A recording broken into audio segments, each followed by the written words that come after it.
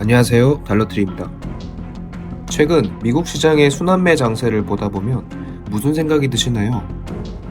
월마트 포워드 PER이 엔비디아보다 높은 이 상황을 보며 격세지감을 느낍니다. 저는 자연스럽게 워렌 버핏이 떠오릅니다. 기술주가 힘이 빠지는 요즘 버크셔 해사웨이의 투자 방향은 신기하게도 앞으로의 돈의 흐름과 일맥상통합니다. 기억나시는지 모르겠지만 불과 1년 전만 해도 워렌 버핏은 한물 간 취급을 받았습니다. 버핏도 이제 끝났다. AI 시대를 이해하지 못하는 노인의 고집이다. 아집이다. 포모에 빠진 겁쟁이다. 심지어 월가의 젊은 분석가들은 그가 엔비디아 같은 AI 주도주를 사지 않고 애플 비중을 줄이는 것을 보며 비웃었습니다. 당시 버핏은 평생 들고 가겠다던 애플 비중을 청산하고 있었는데요.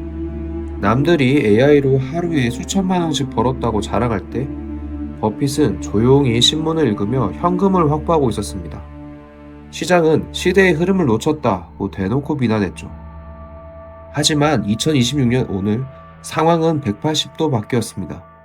조롱받던 그 늙은 투자자는 지금 550조 원이라는 역사상 유례없는 현금을 쥐고 미소 짓고 있습니다. 오늘은 버핏이 왜 비웃음을 견디며 침묵했는지, 그가 대체 무슨 계획을 가지고 있었는지 분석해봅니다. 현재 버크셔 해사웨이의 현금 보유액은 약 4천억 달러, 우리 돈으로 550조 원을 넘어섰습니다. 진짜 어마어마합니다. 이게 얼마나 놀라운 일이냐면요. 이 정도 현금 비중은 버핏의 투자 인생 80년을 통틀어 역대 최고치라고 합니다. 단순 액수보다 무서운 건 버크셔 해사웨이 전체 자산에서 현금이 차지하는 비중입니다.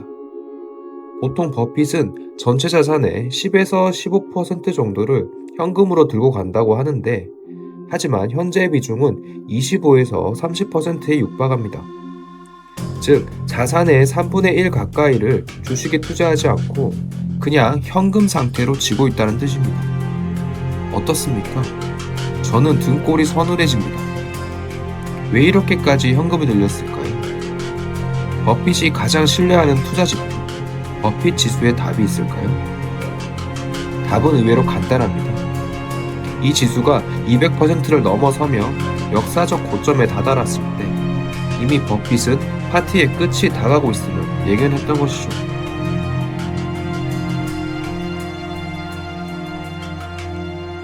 바로 1999년 닷컴 버블 때입니다. 그때도 똑같았거든요. 인터넷 모르면 바보라던 시절인데 버핏은 기술주를 단 한 주도 사지 않아서 침해설까지 돌았다고 합니다. 결국 버블은 터졌는데 다 죽고 홀로 살아남아 진짜 부를 일궈오고 계시죠. 2026년 현재의 버핏 지수는 어떨까요? 현재 버핏 지수는 210%를 넘어서고 있습니다. 이게 무슨 말일까요? GDP보다 주식시장의 덩치가 2배 넘게 커졌다는 뜻입니다. 2000년 닷컴 버블 때 이 지수는 140%였고 2021년 역대급 유동성 장세에서도 200% 수준이었습니다. 소름 돋게도 버핏이 왜 550조 원의 현금을 쌓았는지 알 것도 같네요. 지금이 버블의 초입이라는 컨센서스가 많은데요. 버핏은 그때와 똑같은 길을 걷고 있습니다. 궁금합니다. 버핏은 조용히 어떤 주식들을 담았을까요? 버핏이 최근 조용히 담은 종목들을 보면 무릎을 탁 칩니다. 그는 AI라는 신기루 대신 세상이 돌아가기 위해 반드시 필요한 실물에 집중했습니다. 철강의 왕, 유코입니다. AI 데이터 센터를 지어도 뼈대는 철골이고 미국의 제조업 부활을 위해서는 엄청난 양의 철이 필요합니다. 버핏은 디지털 세상에 뼈대를 파는 기업을 선택했습니다. 보험의 방패, 처부입니다. 현금이 귀해진 고금리 시대에 고객의 돈을 미리 받아 굴리는 보험사는 현금 창출 기계입니다. 버핏은 이 종목을 살 때 공시를 유예하면서까지 비밀리에 매집했다고 합니다. 에너지 안보, 옥시덴탈입니다. 아무리 스마트한 세상이라도 에너지 없이는 유지될 수 없습니다. 버핏은 미국 내 핵심 유전을 장악하며 에너지 인플레이션에 대한 해지를 마련했습니다. 남들이 챗GPT와 대화하며 미래를 꿈꿀 때 버핏은 기름을 나르고 철을 녹이며 보험료를 계산하는 구경제의 길목을 선점한 겁니다. 버핏의 매수 종목을 보면 최근 순환매 장세의 성격과 너무나 일치하지 않나요? 여러분, 버핏이 대단한 이유는 수익률 때문만이 아닙니다. 군중 심리에 휩쓸리지 않는 정신적 독립성 때문입니다. 저는 버핏의 이런 마인드셋을 무조건 배워야 한다고 생각합니다. 90세가 넘는 세월 동안 얼마나 많은 거품과 폭락을 겪었겠습니까? 모두가 이번엔 다르다 하며 광기에 빠질 때에도 혼자서 이번에도 똑같다며 자기 원칙대로 가는 그 뚝심. 결국 조롱은 짧았고 그의 승리는 길었습니다. 최근 3년 동안 기술주로 들어갔던 캐시플로우가 2026년 현재 실물 가치주로 흘러 들어오는 지금 버핏의 포트폴리오를 보면 강력한 수익성과 동시에 안정성도 확보하고 있습니다. 고집쟁이라며 비웃음을 사던 노인이 역시나 또 옳았던 것 같습니다. 그는 대체 결국 투자는 지능의 게임이 아니라 인격의 게임입니다.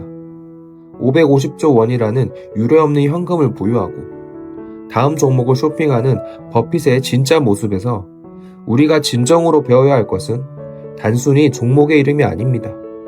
군중의 조롱을 견디며 본질을 기다리는 그 차분한 태도와 인내심입니다. 지금 여러분의 계좌에는 방어주가 있습니까? 혹시 화려한 수익률을 쫓다가 최소한의 방패조차 잊고 있지는 않으신가요? 만약 여러분이 버핏처럼 개별 종목을 분석할 시간이 없거나 시장의 변동성을 버틸 자신이 없으시다면 미국 인덱스 펀드를 꾸준히 사모으는 것이 가장 현명한 답이라고 생각합니다. 시장의 변동성에 휘둘리지 않고 미국의 성장과 달러 자산에 내 미래를 맡기는 것만큼 확실한 방어는 없기 때문입니다. 버핏은 늘 강조합니다.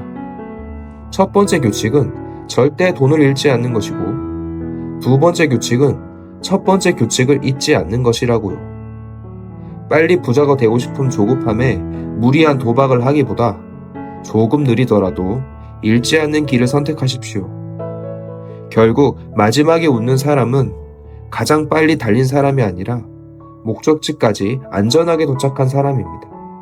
오마의 현이는 지금 이 순간에도 우리에게 증명하고 있습니다. 투자의 본질은 결국 진짜 돈을 버는 실물로 귀결되며 그 길을 묵묵히 걷는 자만이 최후의 승자가 된다는 사실 말이죠. 투자는 절대 속도전이 아닙니다. 누가 더 빨리 가느냐가 아니라 누가 끝까지 살아남아 결승전을 통과하느냐의 싸움입니다. 조급한 토끼를 내려놓고 조금 느리더라도 거북이처럼 가야 합니다. 오마의 현인이 80년 넘게 증명해온 이 단순한 진리가 오늘 여러분의 계좌를 지키는 가장 강력한 방패가 되길 바랍니다. 오늘 내용에 공감되신다면 구독과 좋아요 부탁드립니다. 달러트리는 여러분의 경제적 풍요를 진심으로 응원합니다. 끝까지 시청해주셔서 감사합니다.